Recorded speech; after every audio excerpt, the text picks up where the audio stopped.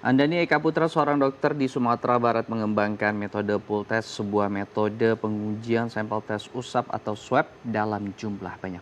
Melalui metode ini, Dr. Andani meyakini dapat mengurai antrian pengujian sampel usap yang semula membutuhkan waktu 5 hingga 7 hari, kini hanya 2 hingga 3 hari saja. Dr. Andani Eka Putra, putra Minang kelahiran Tarusan, Kabupaten Pesisir Selatan, berperan besar dalam penanganan COVID-19 di Sumatera Barat.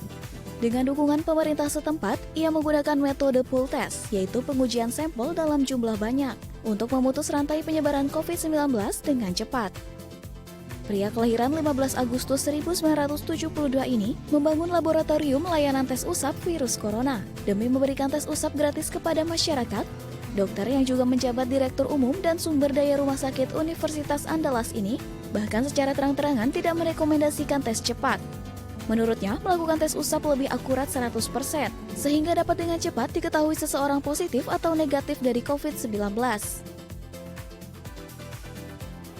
Dan kita telah terhubung dengan Dr. Andani Eka Putra, Kepala Laboratorium Diagnostik dan Riset Penyakit Infeksi Fakultas Kedokteran Universitas Andalas. Selamat pagi, Pak Dr. Andani.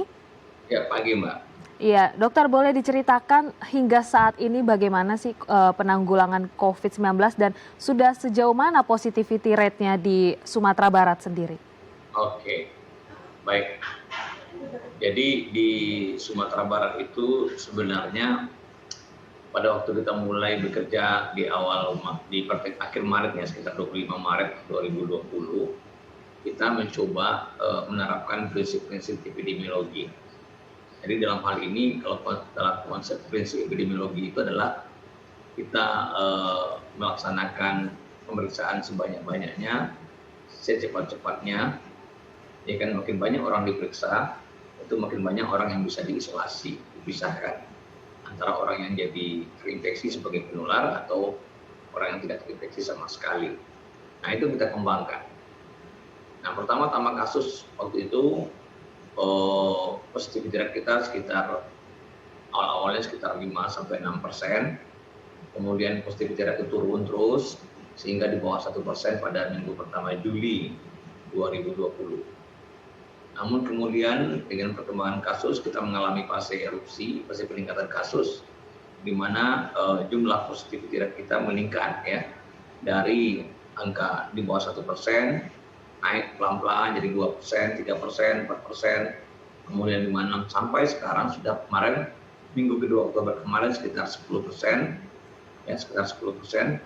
Kemudian minggu ini kayaknya turun lagi menjadi sekitar 98-9%. Jadi kalau saya katakan posisi kita saat sekarang betul-betul dalam proses yang sangat urgen sekali dalam upaya penanganan. Nah, kita tetap mendorong pemeriksaan secara masif. Karena lab kita bisa memeriksa sampai 5.000 spesimen per hari. Jadi kita bisa memeriksa 5.000 spesimen per hari. Masalahnya adalah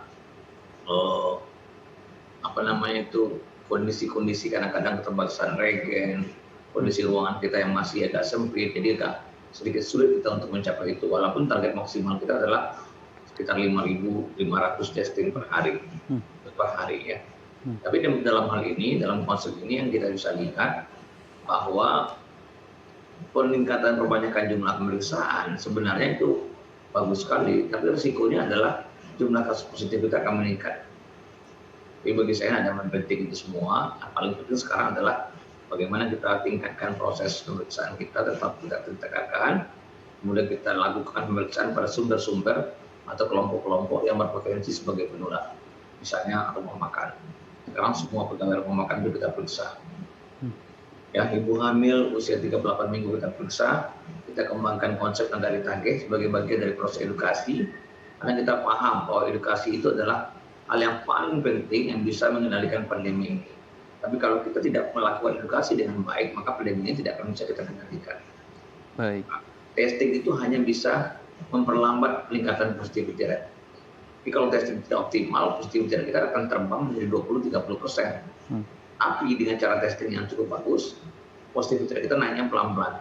Jadi intinya kalau saya katakan, testing saja tidak bisa menghentikan peningkatan positivity rate.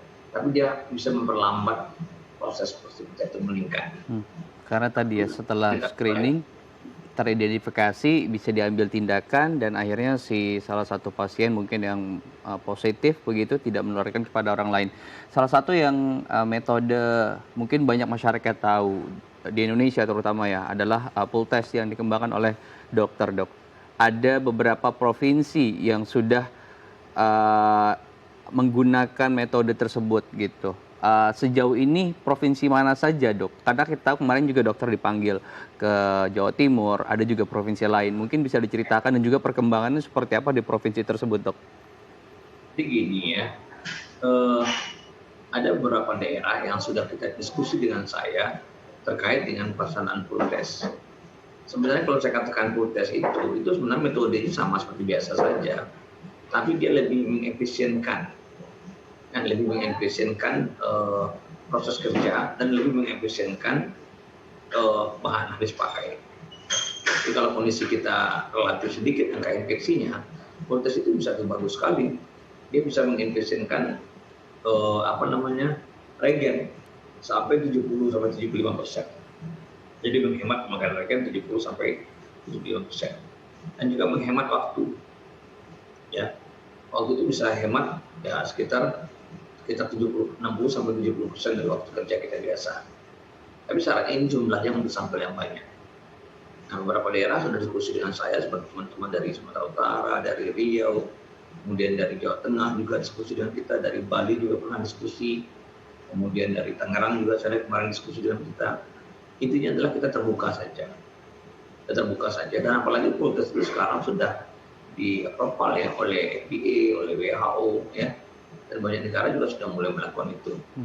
Jadi kalau saya lihat ada masalah sebenarnya, tapi intinya adalah tujuan untuk mengefisiensikan penggunaan bahan habis pakai, reagen, dan mengefektifkan waktu pemeriksaan. Nah, itu yang kita lakukan.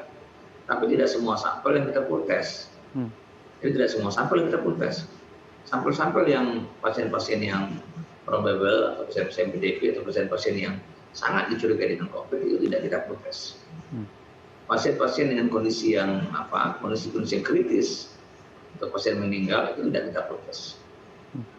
Pasien-pasien yang yang follow up, jadi pasien itu COVID konfirmasi, kemudian di follow up pengobatannya itu juga tidak kita proses. Jadi tidak kita proses, itu tidak semua kelompok pasien yang kita lakukan proses. Jadi kita lakukan sangat selektif, hanya pasien-pasien yang kontak tracing dan sebagainya, hanya itu yang kita lakukan. Oke, baik. Baik, Dokter Andani, kita masih akan melanjutkan perbincangan, tapi kita harus jeda sejenak. Jadi kita akan melanjutkannya, dan pemirsa jangan kemana-mana, tetap bersama kami di Halo Indonesia.